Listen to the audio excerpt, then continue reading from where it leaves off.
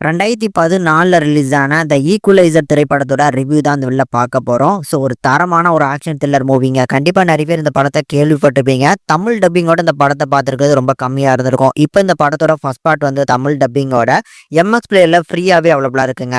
MX player அப்படிங்கிறதுனால Tamil dubbing ஓரளவுக்கு சுமாரா தான் பண்ணியிருக்காங்க. ஆனா பார்க்கலாம். பார்க்கறதுக்கு ஒரு வொர்த்தபிளான ஒரு தமிழ் டப்பிங் தான் பண்ணி குடுத்துருக்காங்க. சரி, பார்க்காதவங்களுக்கு இந்த படத்தோட கதை என்ன அப்படின்னு சொல்லணும்னா, படத்தோட கதாநாயகனான நம்ம ராபர்ட். இவர் வந்து ஒரு சாதாரண வாழ்க்கைய வாழ்ந்துட்டு இருந்தாலும், இவர் ஒரு சாதாரண ஆள் இல்ல அப்படிங்கிற மாரி தான் ப்ரொஜெக்ட் பண்ணுவாங்க. ஸோ இவர சுத்தி இருக்கக்கூடிய ஆள்களுக்கு வந்து பார்த்தீங்கன்னா பிரச்சனை அப்படின்னா, இவர் எதுவுமே சொல்லாம இவரே வந்து பார்த்தீங்கன்னா உதவுவாரு.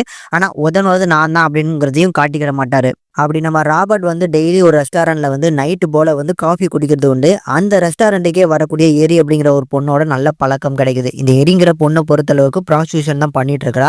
இருந்தாலும் ஒரு நல்ல பொண்ணு வலுக்காட்டாயம் காரணமா இந்த வேலை பார்த்துட்டு இருக்கா.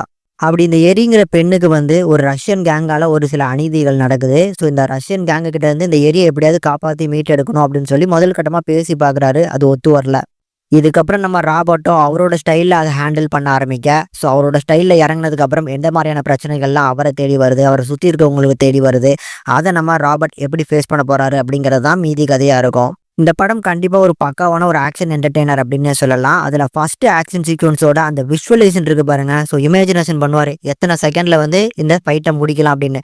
அந்த சீனு, அந்த சினிமோட்டோகிராஃபிக் எல்லாமே அருமையா இருக்கும். இதை தாண்டி ராபர்ட் அப்படிங்கிற படத்தோட கதாநாயகனோட கேரக்டர், ஸோ அதுக்கான ரைட்டிங்கை நல்ல இம்பார்ட்டன்ட் கொடுத்துருப்பாங்க.